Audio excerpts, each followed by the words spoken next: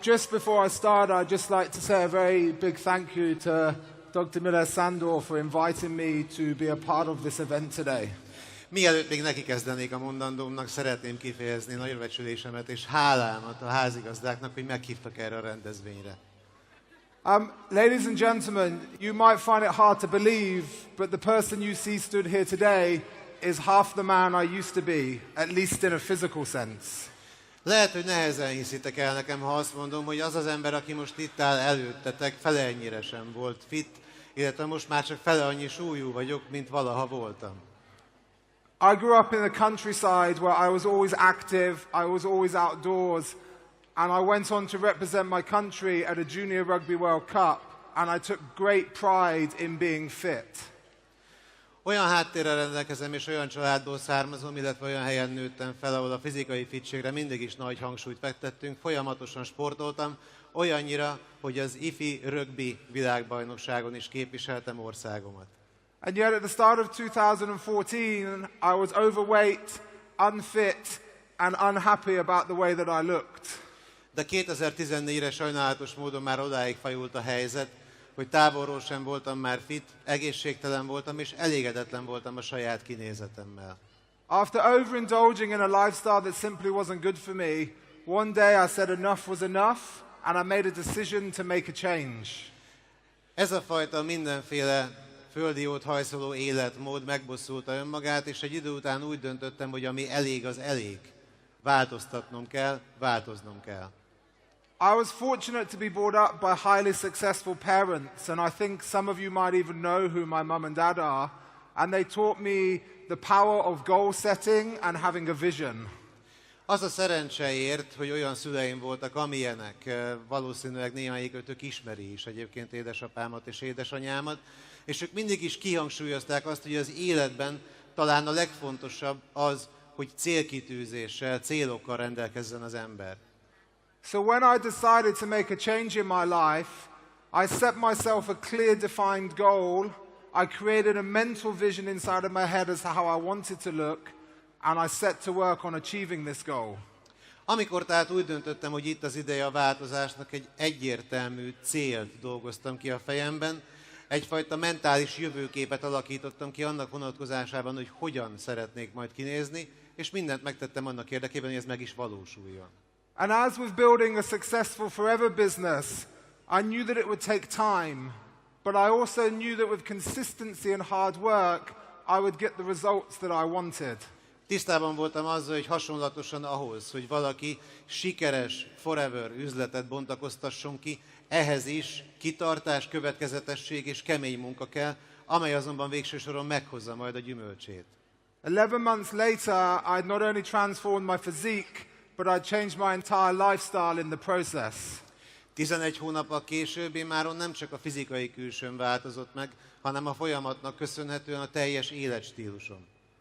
And I know right now there will be those of you thinking, well, that's great, but what has this got to do with me? And it's a good question, because I would be asking the same. Tudom, hogy néhányan most arra gondoltak, hogy mindez nagyszerű, de vajon mi köze ennek az egésznek hozzám, miben segít ez nekem?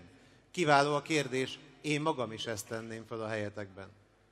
But ladies and gentlemen, this isn't about the physique, but maybe for my wife it is. But this is about the mindset that enabled me to achieve my goal, and it's about the mindset that would enable you to achieve your own goals.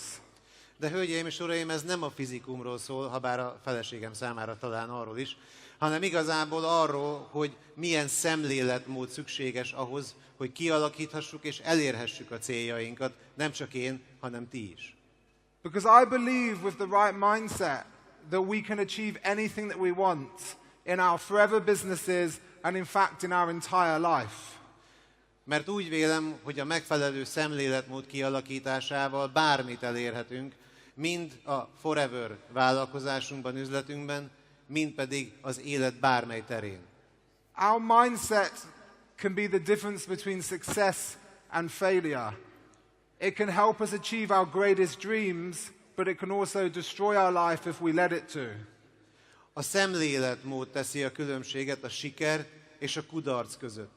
Megvalósíthatja álmainkat, ugyanakkor tönkreteheti az egész életünket. I read a quote recently that said, "The mind is the limit, in as much as what we think limits what we can achieve in life."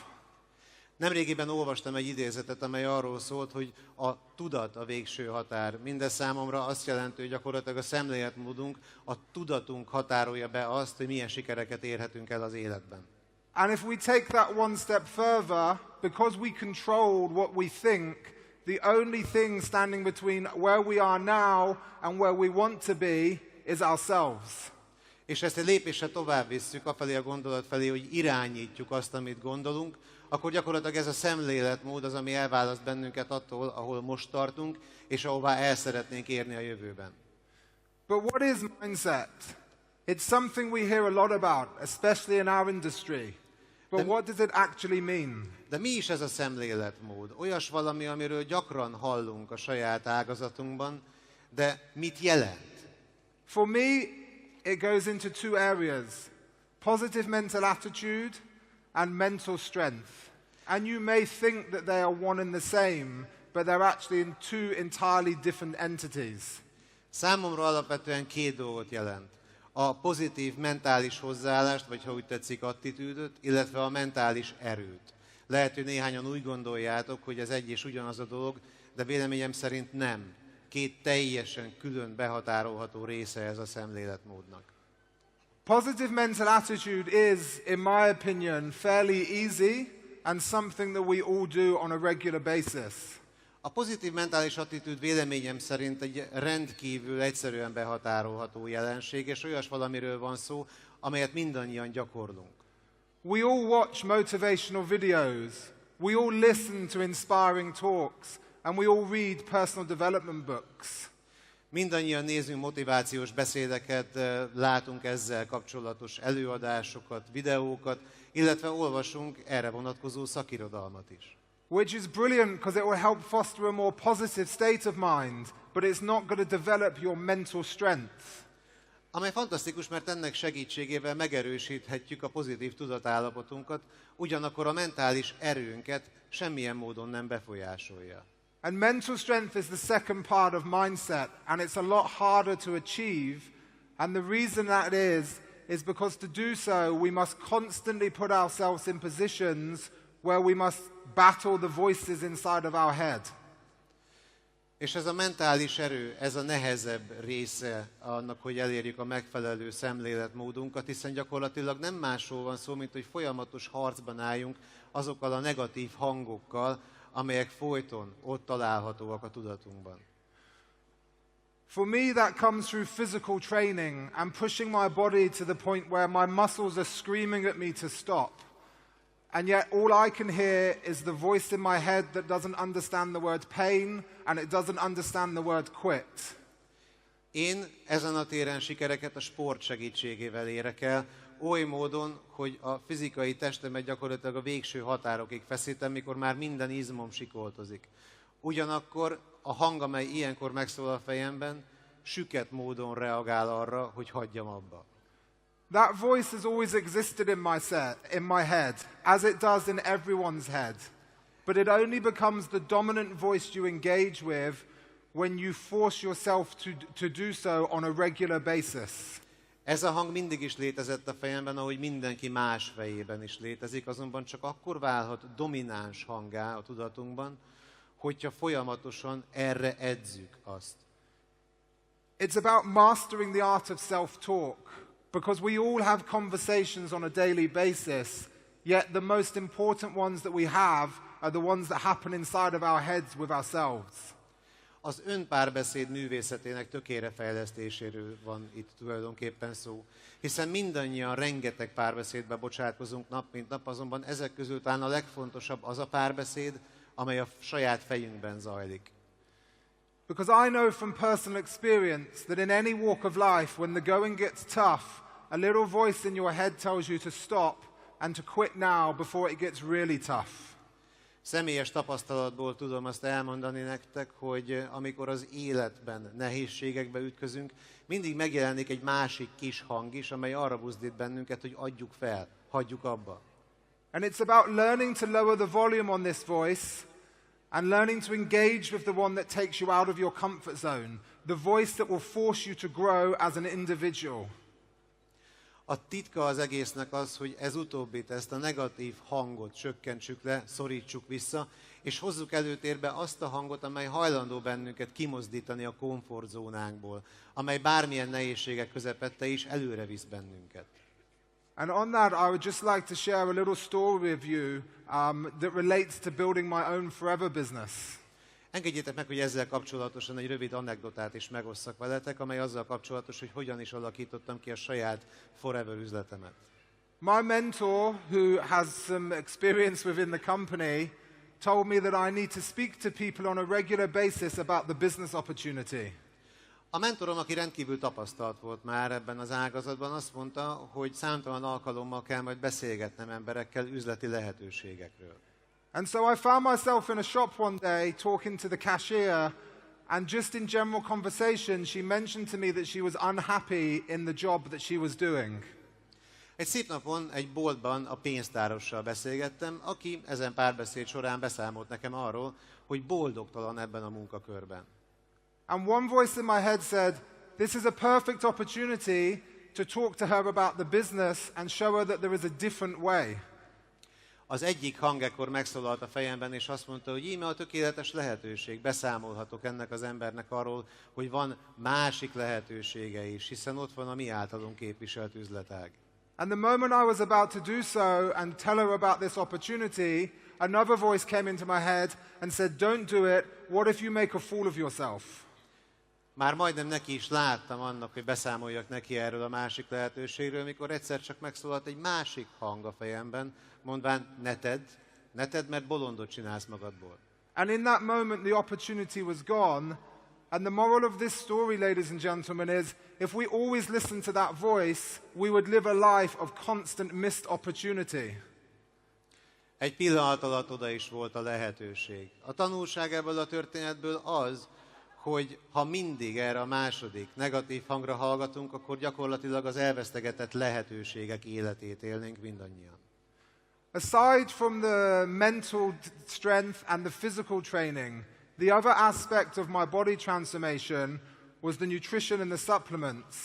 And having used Forever's supplements for over 20 years, call me biased, but I don't think there are any better that you can use. A mentális erőn, illetve a fizikai edzésen túlmenően a sikerem egyik fő záloga, a harmadikként pedig a különböző kiegészítők, étrendkiegészítők használata volt, amelyet mintegy 20 éve szedek már. Lehet, hogy elfogultnak tartotok, de azt kell mondjam, hogy ennél jobb kiegészítőket még soha nem találtam. I've been using Forever's products for over 20 years, having first started drinking the gel and using the propolis cream when I was a small boy. But it was the release of the fit products that had the biggest impact on my journey.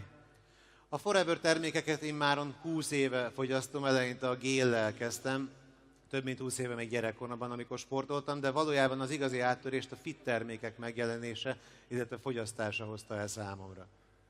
And whilst all played an important role, there's one product that stood out the most from all of them, which I would like to talk to you about now, and that's the RG+. És ha bár mindegyiknek rendkívül sokat köszönhetek, és rendkívül hasznos volt számomra, egyről beszélnék különösképpen, amely kiemelkedik a többi közül, ez pedig az RG Plus termék. The very nature of my training for my body transformation was incredibly tough, and I was always putting myself under incredible physical strain. Rendkívül kemény volt az az edzés, amelynek alávetettem magam annak érdekében, hogy átalakítsam a saját testemet. Iszonyatos stressznek tettem ki állandóan az izomzatomat. And having used RG throughout, I can't stress just how good this product is. Nem győzöm eléggé hangsúlyozni, hogy mennyire kiváló az RG termék, amelyet folyamatosan alkalmaztam az edzéseim során. Not only did it enhance my performance, enabling me to perform at higher intensities for longer periods, but it helped increase my muscle mass and my strength. Nem csak, hogy fokozta a teljesítményemet, amely lehetővé tette, hogy intenzívebb módon folytassam az edzéseket hosszabb ideig, hanem emellett a testtömegemet, illetve az izomtömegemet is megnövelte mindezek mellett. But more importantly, it increased my recovery times, enabling me to train harder and more often to achieve my goal sooner. Ugyanakkor talán ennél is fontosabb volt, hogy a felépülési vagy inkább úgynevezett pihenési időimet csökkentette le, amely lehetővé tette, hogy sokkal sűrűbben, sokkal hosszabb ideig edzek, amely által sokkal hamarabb érhettem el sikereket. And now with everything I do, with all of my physical challenges, enables me to continually perform at my optimal peak, and it's a product that every active person should be using. Ennek a terméknek a használatával én már eljutottam addig, hogy gyakorlatilag minden egyes olyan fizikai kihíváson, amelyennek alávettem magam, optimális fizikai csúcs teljesítményen vagyok képes üzemelni, úgyhogy javaslom mindenki másnak is a szedését. But my story didn't end with a six-pack. As much as my wife enjoyed how I looked with my top off, I wanted to see how far I could challenge myself. Azonban a történetem nem ért véget azzal, hogy szép hasizmokat tudtam növeszteni, és habár a feleségem rendkívül örült annak, hogy hogy nézek ki, mikor leveszem magamról a pólót, újabb kihívásokat kerestem saját magamnak. Growing up, I was taught the importance of having a goal after the goal and having something else to focus on once you've achieved your first goal. Amikor felnőttem, a szüleim arra oktattak, hogy rendkívül fontos az elért célkitűzések utáni célkitűzés kialakítása és elérése, és az, hogy ebben hogyan vagyunk sikeresek. And it's the same with Forever. If you look at the marketing plan, the way it's built, there is always another goal to aim for, because as much as the goal is important, it's who you must become on the journey to achieving the goal that is of even greater importance. Ugyanez igaz egyébként a Foreverre is, hiszen ha belegondolunk, hogy hogyan is van kialakítva a Forevernek a marketing terve, ugyan nagyon fontos a célkitűzés elérése, de azt követően talán még az is fontosabb, hogy mi kikké válunk, miközben elérjük a céljainkat. And so I set myself a series of physical challenges, each one aimed at making me grow a little bit more, with the focus being on cycling and mountain climbing, even though I had limited experience in either field. Fizikai kihívások egész sorozata elé állítottam tehát saját magamat, azzal a céllal, hogy mindegyik egy kicsit nehezebb legyen, és mindegyik egy kicsit tovább vigyen az úton. A fő központja ezeknek a kerékpározás, illetve a hegymászás volt, dacára annak, hogy nem rendelkeztem számottevő tapasztalattal egyik sportágban sem. And after several successful challenges, I was led to my two main challenges for 2015, climbing Mont Blanc and taking part in the Tour de Mont Blanc bike race. Miután sikeresen vettem az akadályokat és a kihívásokat, 2015-re már csak a két fő kihívás maradt előttem. Az egyik az, hogy megmásszam a Mont Blanc csúcsát, a másik pedig az, hogy a Tour de Mont Blanc nevű kerékpárversenyen is részt vegyek és sikeresen teljesítsem. I arrived in France to climb Mont Blanc, knowing that I'd climbed higher mountains, having previously climbed Mount Kilimanjaro, but also knowing that this was a bigger challenge. This was real mountaineering. Azzal a tudattal érkeztem meg a Mont Blanchoz, hogy megmásszam azt, hogy korábban már magasabb csúcsokat is sikerült bevennem, hisz a közelmúltban sikerült megmásznom a Kilimanjárót. Ugyanakkor azzal is tisztában voltam, hogy a Mont Blanc nagyobb kihívás, nehezebb terep, ide már valódi hegymászás szükséges. And if I'm honest, it was a challenge that almost defeated me. Ha őszinte akarok lenni, ez a kihívás majdnem legyőzött. The morning of August the 18th, 2015 might have seemed like the perfect morning to be climbing Mont Blanc. 2015. augusztus 18-a talán olybá tűnhetett, hogy a legkiválóbb alkalom a Mont Blanc megbászására. Clear blue skies, not a breath of wind, endless alpine views in every direction, but the reality of the situation was altogether different. Felhőtlen, tiszta kék ég fogadott reggel, ameddig a szem ellát alpesi látkép tájult az ember szem elé, szélcsend volt. De a későbbiekben kiderült, hogy mindez igencsak félrevezető volt. I'd come to learn that the sound of a helicopter in the mountains means that someone's in danger. And as we approached the hardest part of the morning's climb, my heart skipped a beat as the gentle thwack-thwack of helicopter blades grew ever louder. Azt már korábban megtanultam hegymászás során, hogyha az ember a tevékenység során helikopterzajt hall, az azt jelenti, hogy valaki bajba került a hegyoldalon. Úgyhogy amint másztunk, sőt az egyik legnehezebb részen tartottunk a délelőtt folyamán, a szívem is kiugrott majdnem a helyéről egy pillanatra, amikor meghallottam a közeledő helikopter zaját. Forced to take cover with the helicopter right above us, news came through to my guide that this wasn't a rescue mission. Instead, they were looking for the bodies of two climbers who had fallen to their death just 2 hours before on the exact stretch of rock I was on. Fedezéket kerestünk a helikopter rotorjai elől, hisz közvetlen fölöttünk lebegett a levegőben, és időközben a pilóták fölvették a kapcsolatot a mi vezetőnkkel, és arról számoltak be neki, hogy korán sem mentőakcióról van szó, hanem 2 korábban a hegyről lezuhant hegymászó holtteste után kutatnak, akik pont azon a szakaszon másztak, ahol akkor mi. The voices in my head began to question why I was here. I had a pregnant wife at home, and yet here I was on an exposed ridge of a mountain trying to reach the summit just for my own benefit. A hangok a fejemben azonnal megkezdték megkérdőjezni a puszta jelenlétemet is ezen a helyszínen. Azt mondták, hogy van ott egy terhes feleséged, mégis mi a fenét keresnék itt, egy kopár hegyoldalon, azzal a szándék, hogy megmásszam a csúcsot, pusztán a saját előnyöm miatt. And had I not mastered the art of self-talk and only listening to the positive voice in my head, I may have turned around and gone back down. But instead I listened to the positives, I shut out the negatives, and ultimately I successfully completed climbing the mountain. Ha nem váltam volna addigra már mesterének, az önpárbeszédnek, akkor talán visszafordultam volna, és pusztán a negatív hangokra figyeltem volna oda. Azonban eddigre megtanultam már, hogy csak a pozitív hangokra összpontosítsak, és végül megmakacsoltam magam, és megmásztam a hegyet. And I think it's important that in any goal, if there's adversity to overcome, it makes the achievement of the goal even more satisfying. And the same goes for our forever journeys. Úgy vélem, bármilyen kihívással is álljunk szemben, hogyha a körülmények megneheződnek, és ha igazi akadály kerül elénk, és mégis sikeresen teljesítjük ezt a kihívást, annál édesebb a győzelem öröme, a siker öröme, és szerintem ugyanez igaz a Foreverre is. And so that left one last challenge for the year, cycling the Tour de Mont Blanc, the world's toughest one-day bike event. Mindezeket követően már csak az utolsó kihívással kellett szembenéznem 2015-ben, a Tour de Mont Blanc teljesítésén, amelyik talán a legkeményebb egynapos kerékpáros verseny a világon. 6 months after taking up cycling, I was to take on a 330-kilometer race with 8,000 meters of ascent through 3 countries in just one day.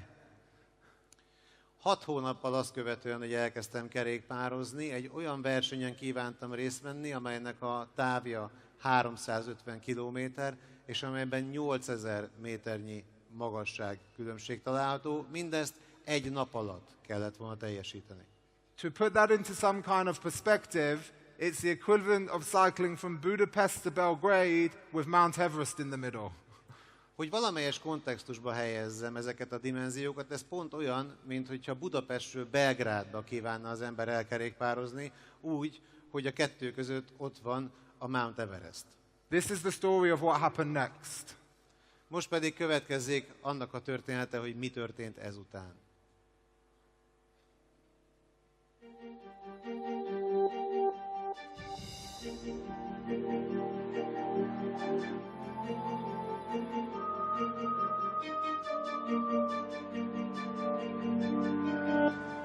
I'm here in France to ride the Tour de Mont Blanc, which is billed as the world's toughest one-day bike event.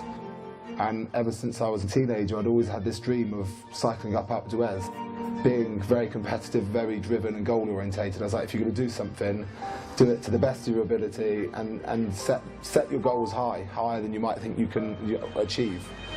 I have to do this. I have to take this challenge on. It's the Tour de Mont Blanc, and the very first thing it said was world's toughest one-day bike event. If you truly believe something and you're prepared to do the work to achieve the goal, then anything is possible.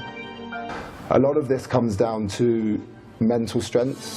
There's going to be times on this ride tomorrow where it's going to be some dark places in my mind. It's going to be 16, 17 hours maybe on the bike.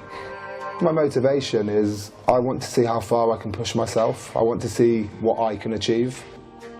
I don't think many of us really live to our full potential in life. Sometimes we need to take ourselves out of the comfort zone to really flourish and grow as individuals.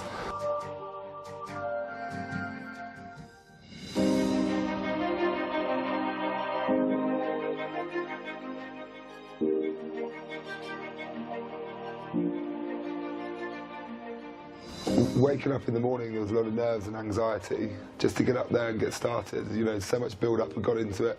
I just wanted to get cycling. We got up there and everyone's there with their headlights on. It's just amazing to finally be on the start line.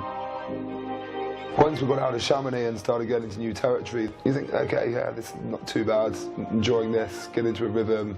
And then we got to the big climbs and they were just brutal. I've never, ever been on anything like it before.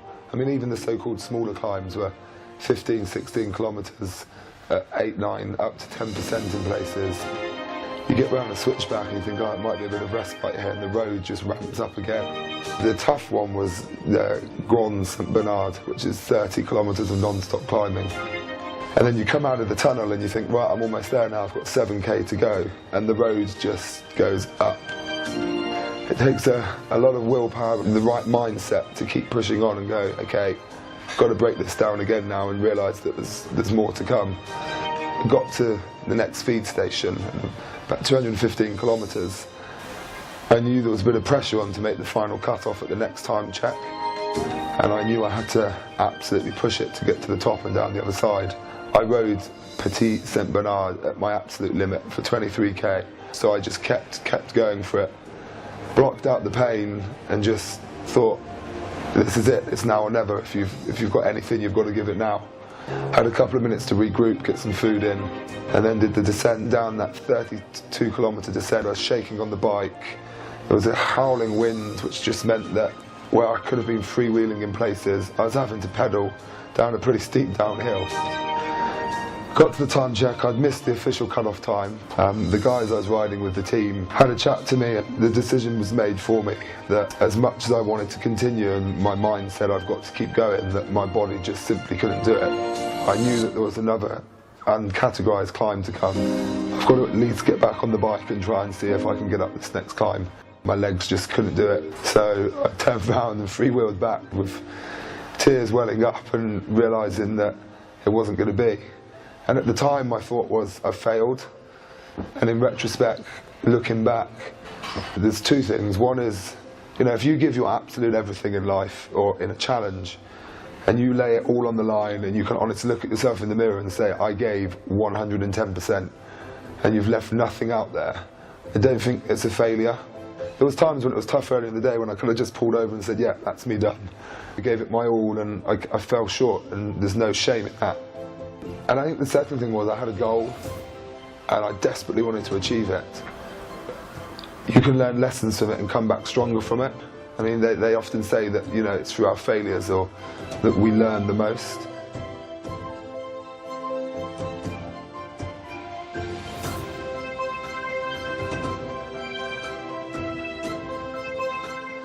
Yeah, sometimes it's easier said than done to be positive all the time, but if you can keep working at that mindset and fostering a positive belief, it becomes easier. So it's like anything.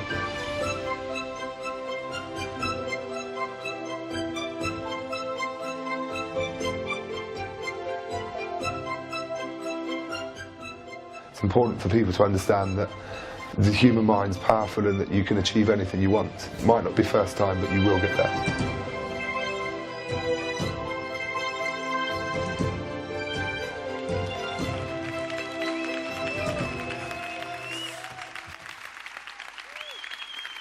Thank you.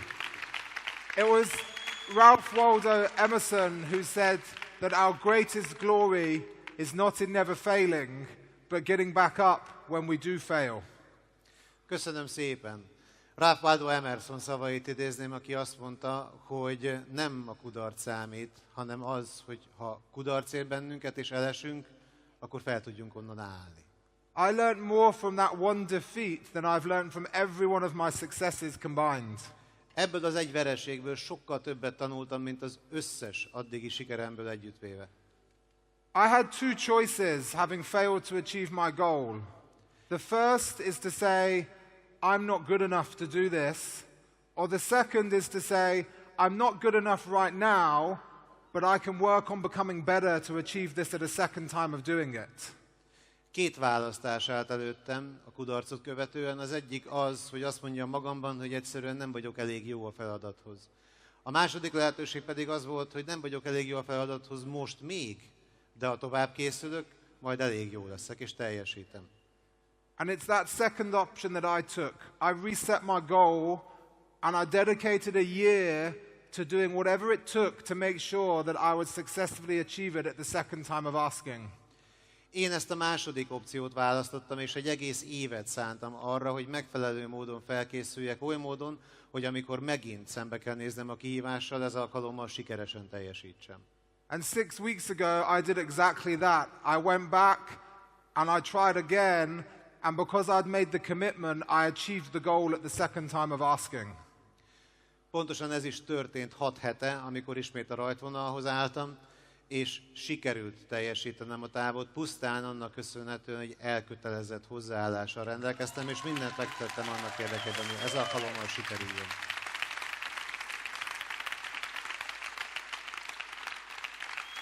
Thank you.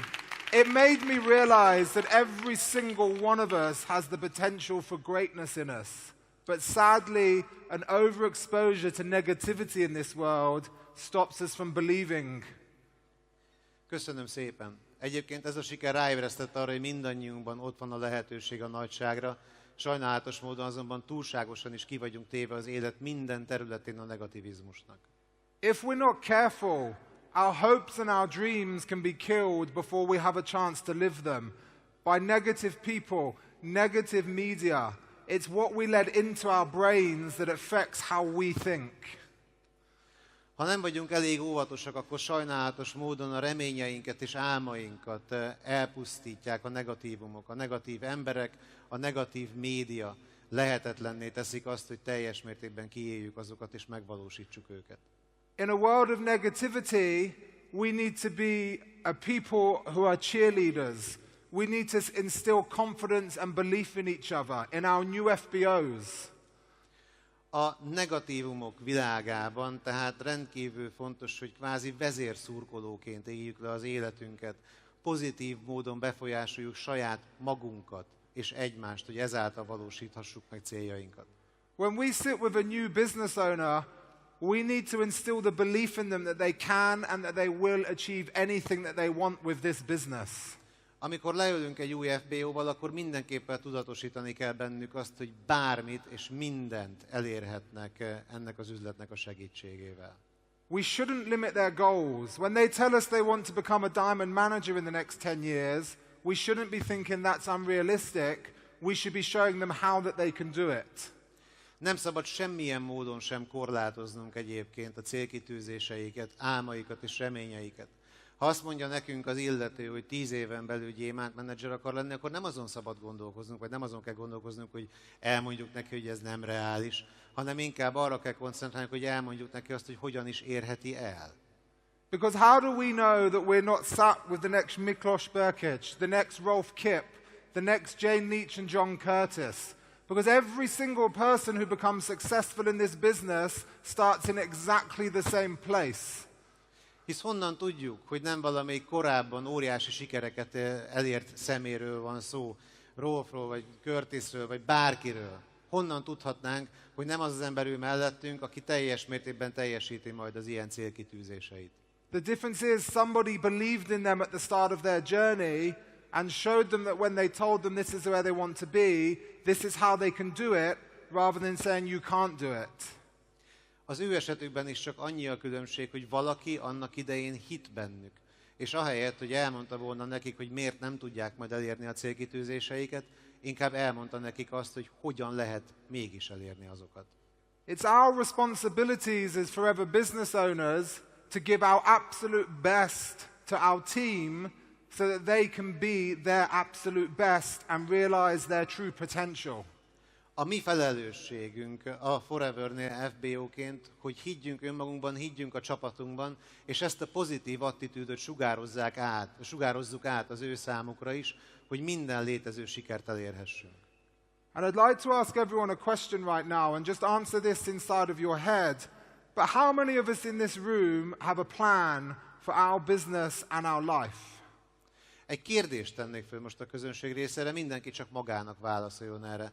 Hányan közületek rendelkeznek egy tervvel az üzletükre, illetve az életükre vonatkozóan? When I was younger, I was fortunate enough to play rugby for my country in a Rugby World Cup, and but for injury may have gone on to achieve greater things. Fiatal koromban az a szerencse ért, hogy az ifi rögbi ligában játszhattam, és képviseltem is a hazámat a rögbi világbajnokságon. Ha nem sérültem volna meg, valószínűleg folytattam is volna ezt a karriert. And you may be wondering, why am I telling you this? And it's because of the lessons that I learned from that environment that are applicable to life and are applicable to building a successful business. Most bizonyára azon gondolkoztok, hogy miért mondom el mindezt. Pusztán azért, mert az ott szerzett tapasztalatok és élmények azok alkalmazhatóak az élet egyéb területeire, így az üzlet területére is. Every time that we set foot on the pitch, we had a game plan. What's more, we'd practice this game plan over and over again so that we knew exactly what to do in the situation. Akármikor léptünk a csapattal a pályára, mindig rendelkeztünk egy tervvel, egy játéktervvel. Nem csak a fejünkben, mindezt elgyakoroltuk annak érdekében, hogy bármilyen körülmények között is végig tudjuk vinni ezt a tervet. What's more, we had a backup plan, so if things didn't go according to plan A, we knew what we were going to do in the next situation. We were prepared for every single eventuality before we set foot on the field. Ezen kívül természetesen rendelkeztünk egy vészforgatókönyvvel és egy vésztervvel is, annak érdekében, hogyha valami valósul el, akkor is tudjunk reagálni az adott helyzetre. Mindig minden körülmények között tisztában voltunk azzal, hogy melyik szituációból hogy tudunk sikeresen kijönni.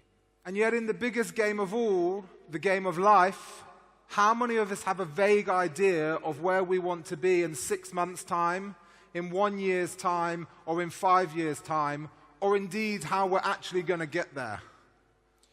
Ennek dacára az élet illetve a legnagyobb játékban, az élet játékában vajon hányan rendelkezünk bármilyen konkrét kézzel fogható tervvel, annak vonatkozásában például, hogy hol szeretnénk lenni mondjuk 6 hónap múlva, 1 év múlva, 5 év múlva, és rendelkezünk egyáltalán elképzeléssel annak vonatkozásában, hogy hogy kívánunk oda elérni. Because in 5 years' time we will arrive, but the question is, will we be 5 years richer for life's experiences and 5 years closer to our goals, or will we just be 5 years older?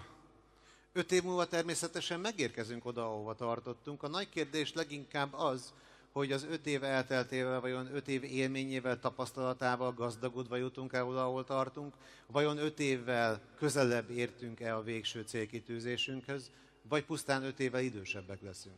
Because with no plan, we will never build the business that we want, and we will never live the life that we so desperately want to live. Terv nélkül ugyanis semmiképpen sem leszünk képesek kiépíteni azt az üzletet, amelyet szeretnénk, és távolról sem leszünk képesek megvalósítani azt az életet, amelyet elképzeltünk magunknak. And I'd just like to quickly share the story of the builder with you. Röviden megosztanám veletek most az építőmester történetét. There was a builder who had worked for 40 years for his boss, and he'd always taken incredible pride in being the best he possibly could. Volt egyszer egy építőmester, aki 40 évig dolgozott a főnökének, és aki hihetetlenül büszke volt a tevékenységére. He built the best houses with passion and pride. He used the best materials. He used the best labor, and he built the best houses for other people. Ő építette méghozzá szenvedéllyel és büszkeségekkel a legjobb épületeket, legjobb házakat, legjobb lakásokat, a legkiválóbb alapanyagokat felhasználva, a legjobb csapat segítségével 40 éven át. And he said to his boss, I'd like to retire having worked for 40 years. And his boss said to him, no problem at all, but can you build me one more house, please? Egy szép nap azzal járult a főnök elé, hogy főnök, így 40 év után szeretnék nyugdíjba menni, mire a főnöke mondta neki, semmi gond, abszolút megértem, még arra kérnek, hogy egy utolsó házat építs fel nekem. He agreed, but no longer did he have the passion. So he cut corners, he used cheap materials, he used cheap labor, and ultimately he built a house that wasn't that good. Természetesen beleegyezett, de már minden szenvedély kiment belőle, már nem adta bele szívét, lelkét, az egyszerűbb megoldásokat választotta, silány alapanyagokkal dolgozott, rossz munkaerővel, és végső soron a ház, amit megépített, nem volt különösebben jó. When he finished, he went to his boss, and his boss gave him the keys and said, this is my gift to you.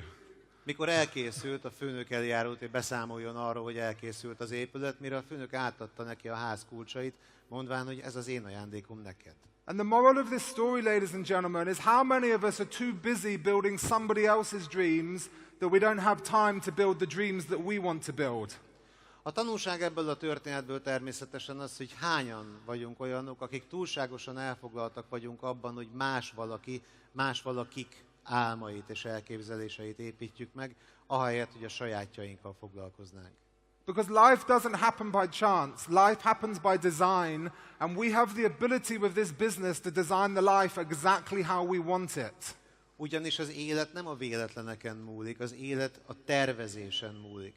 És a jelen üzlet segítségével lehetőségünk van arra, hogy olyan tervet alakítsunk ki, hogy a célunknak megfelelő életünk legyen. Life's too short and time is too precious to leave anything to chance, which is why it's time we all need to awaken our true potential and start to live the life of our dreams starting right now. Az élet túl rövid, és az idő pedig túl értékes ahhoz, hogy elvesztegessük, és bármit a véletlenre hagyjunk. Éppen ezért rendkívül fontos, hogy felébresszük magunkban a teljes potenciált annak érdekében, hogy sikereket érjünk el. And I know some people will be saying, but I can't do that. And I say to you, why not you? And why not now?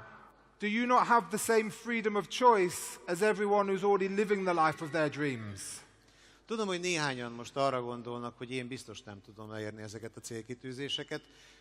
Nekik teszem fel azt a kérdést, hogy miért nem te, és miért nem most, hiszen arra gondoltok esetleg, hogy nem rendelkeztek a szabad akarattal? Azzal a szabad akarattal, amellyel azok rendelkeznek, akik már elérték ezeket a sikereket? If we look at the world we live in, humans are the only beings, the only things that don't naturally reach their full potential, and it's precisely because of that thing, freedom of choice. Ha végignézzünk ezen a világon, az emberi lények az egyedüli olyan lények az állatvilágban, akik természetes módon nem feltétlenül érik el a teljes potenciáljukat, pontosan azért, mert övék a szabad választás joga. If we look at nature, everything naturally grows to the best of its ability according to its situation. A baby lamb is born, it grows to a sheep. A plant grows into its full potential. A sheep doesn't just say one day, I'm going to stop here, that's it, I'm done. Ha végignézzünk a természeten, akkor gyakorlatilag minden, ami a természetben található, természetes módon éri el a saját potenciáját. Ha megszületik egy kis bárány, abból mindenképpen egy felnőtt birka lesz. Egy növény mindenképpen fávás erdül. Nincs olyan adott pillanat, amikor a bárány egyszer csak azt mondja magában, hogy kész, elég kiszálltam, inkább nem leszek birka.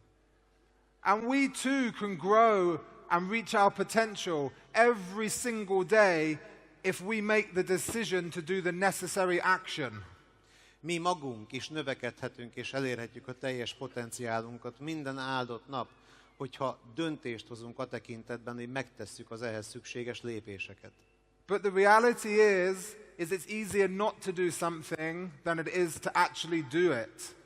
A valóság azonban az, hogy könnyebb valamit nem megtenni, mint megtenni.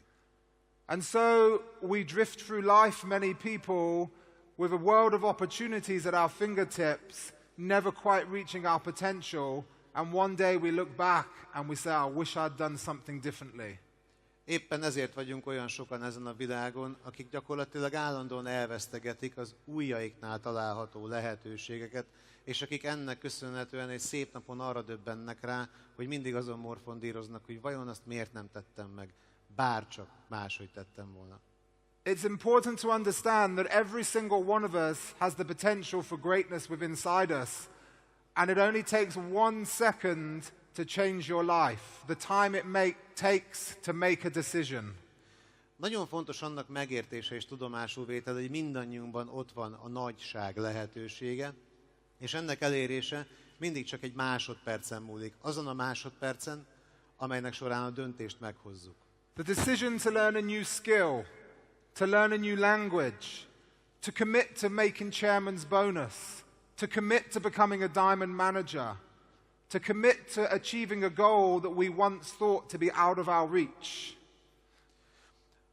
Annak a döntése, hogy valamilyen új készséget sajátítunk el, nehogy Isten megtanulunk egy új nyelvet, vagy gyémántmenedzser fokozatot érünk el, mindenképpen valami olyasmit, ami az adott időpillanatban még nincsen a birtokunkban. Nothing is out of our reach unless we don't stretch for it. And the reality is there's one emotion that stops most of us from trying to achieve more, and that's fear. Hisz ha belegondolunk, gyakorlatilag minden elérhetetlen lenne számunkra, ha nem nyújtózkodnánk érte. És a tekintetben, hogy miért nem nyújtózkodunk, egyetlen egy érzelem tehető felelőssé, a félelem. Fear is the single most powerful emotion because it has the ability to limit the life that we live if we allow it to. A félelem a legerőteljesebb érzelem, hiszen lehetősége van arra, vagy megvan arra a képessége, hogy korlátozza az életünket, már amennyiben ezt lehetővé tesszük a számára. We're too scared of what other people will think about us to actually do what we really want to do. We're too worried what will happen if we fail. But ladies and gentlemen, what will happen if you don't even try in the first place? Túlságosan is félünk attól, hogy mások mit szólnak majd ahhoz, ha megteszünk bizonyos lépéseket. Aggódunk amiatt, hogy mások hogyan tekintenek ránk, illetve egyáltalán velünk mi lesz, ha kudarcot vallunk. Hát, az az igazság, hogy a félelmet máshogy is lehet alkalmazni. If I'd have let the disappointment... Sorry, let me start that again. When I failed to achieve my goal in the Tour de Mont Blanc, the hurt, the pain, the disappointment, they were emotions that I never wanted to feel again. Amikor a Tour de Mont Blanc kerékpáros versenyen kudarcot vallottam, teljes mértékben csalódott voltam, elkeseredett. Ezek mind olyan érzelmek, amelyeket soha többet nem kívánok átélni. And I used fear in a positive manner because I said to myself at 5 o'clock every morning when I didn't want to get out of bed to go training, but do you really want to ever feel like that again? Éppen ezért a félelmet pozitív érzelemként használtam föl, méghozzá minden áldott reggel hajnal 5-kor, amikor azért keltem föl, hogy edzésre menjek, és amikor a testem, sőt akár néha kisebb hangok a fejemben tiltakoztak ez ellen, mindig azt mondtam magamban, hogy tényleg ismét át szeretnéd élni a csalódottság érzését?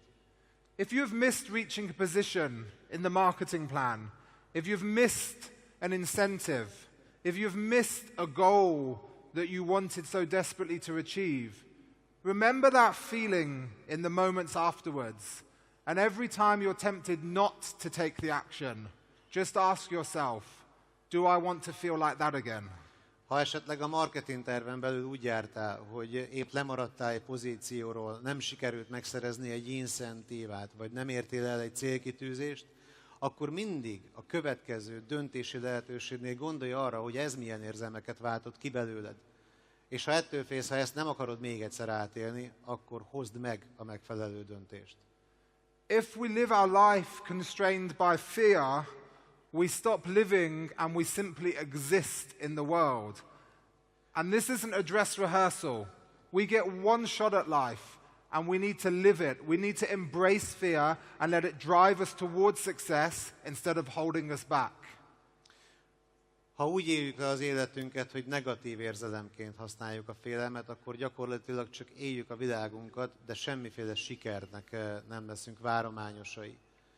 Az az igazság, hogy az élet nem jelmezes főpróba, tehát egy lehetőségünk van arra, hogy elérjük azt, amit célként magunk előtt tűztünk. Éppen ezért rendkívül fontos, hogy a félelmet magunkévá tegyük, pozitív érzelemként használjuk fel céljaink elérése érdekében. And the key to this is our mindset and our mental strength. And it's true what they say. The human mind is incredibly powerful, yet only when we use it to its full potential. Éppen ebből a szempontból a szemléletmódunk, illetve a mentális erő rendkívül fontosak. Igaz, amit már korábban hallottunk, az emberi elme egészen lenyűgöző valami, de csak akkor, hogyha teljes lehetőségét, annak teljes potenciáját kihasználjuk. Just like every other muscle in the body, it needs training and exercising on a regular basis, because otherwise it starts to shrink. Because whatever we don't use, we lose. Hasonlatosan a test izmaihoz az elme számára is rendkívül fontos a rendszeres edzés. Hiszen ha nem edzük, akkor elveszítjük. As I said, it only takes 1 second to change your life, to make a decision. And you might not see the immediate impact of your decision, but when you make that decision, it alters the course of your life forever. Ahogy már említettem, elegendő 1 másodperc ahhoz, hogy ezt a változást előidézzük, az a másodperc, amely a döntés meghozatalához szükséges. Természetesen előfordulhat az, hogy a döntésnek nem jelentkezik azonnali hatása, mégis végső soron ez bizonyul majd a legfőbb döntésnek életünkben. So I would like everybody here today to leave having made a decision. It doesn't matter what that decision is. It doesn't matter what you're committing to. But make a decision to commit to changing your future right now because you have the business that can allow you to do so. Arra kérnék tehát mindenkit, hogy a mai napon úgy menjen haza, hogy mindenképpen feltétlenül hozzon egy döntést. Ebből a szempontból most kevésbé fontos, hogy mi mellett kötelezitek el magatokat, de kötelezzétek el magatokat mindenféleképpen a változás mellett. Hiszen az az üzlet, amelyben ti vagytok jelen, pontosan erre teremt lehetőséget. When I made that one simple decision to get fit, I never for a million years would have imagined that it would have led me to being here today and to have taken on everything I have in the last 3 years. But I do know had I not made the decision, I wouldn't be stood here today. Amikor meghoztam azt az egyszerű döntést, hogy formába hozom magam, távolról 1 millió év alatt sem jutott volna eszembe az, hogy egyszer itt fogok állni előttetek, és hogy azokat a dolgokat hajtom végre, amelyeket az elmúlt 3 évben. Azt azonban biztosan állíthatom, hogyha nem hozom meg azt a döntést, akkor semmiképpen sem értem volna el ezeket a sikereket. It's time that we change the belief of what we can and we can't achieve. It's time to start believing that we can achieve anything, and I honestly mean anything that we set our minds to. El kell hagynunk már azokat a gondolatokat és azt a hozzáállást, hogy mit érhetünk el, és mit nem érhetünk el, és arra kell koncentrálni, hogy abban higgyünk, hogy bármit, és a szó szerint értem bármit elérhetünk, amelyet célként magunk elé tűzünk. It's about developing a mindset that says, yes, I can, and you can't stop me. It's about developing a mindset that says, I'm going to the top of my mountain, and I'm not going to stop until I get there. Olyan szemléletmódról van szó, amelyben azt mondjuk magunknak, hogy igenis meg tudom csinálni, és te ebben nem tudsz meggátolni. Igenis meg fogom mászni a saját hegyemet, a saját terveim alapján, és senki nem tud ebben megakadályozni. It doesn't matter what I think about your ability. It doesn't matter what your friends think about your ability, or even what your family think about your ability. The only thing that matters is your belief in your ability to achieve greatness. Nem számít ebből a szempontból, hogy én mit gondolok a képességeidről, vagy hogy a barátok, a családtagok mit gondolnak a képességeitekről. Egyedül az számít, hogy te mit gondolsz a saját képességeidről, és hogy mennyire hiszel abban, hogy eléred a céljaidat. We all have greatness within us. Just some of us haven't realized it yet. Mindannyiunkban ott van a nagyság, csak néhányan még nem vettük ezt észre. So again, I challenge you. Who's ready to leave here today to conquer their own mountains? To say, I'm going all in on my business, on my life, to do whatever it takes every day to achieve what I want to achieve. Következik tehát ismételten a kihívásom. Ki az, aki közületek készen áll arra, hogy megmássza a saját hegyét? Ki az, aki képes lesz ezt követően elkötelezett döntéseket hozni, annak érdekében, hogy eléri a célkitűzéseit mind az üzletben, mind pedig a saját életében?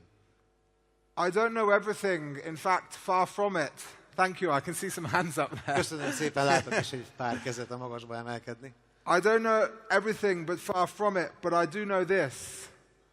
Nem vagyok mindentudó, távolról sem, de a következőt biztosan tudom. That the time is now, ladies and gentlemen, and the time is yours.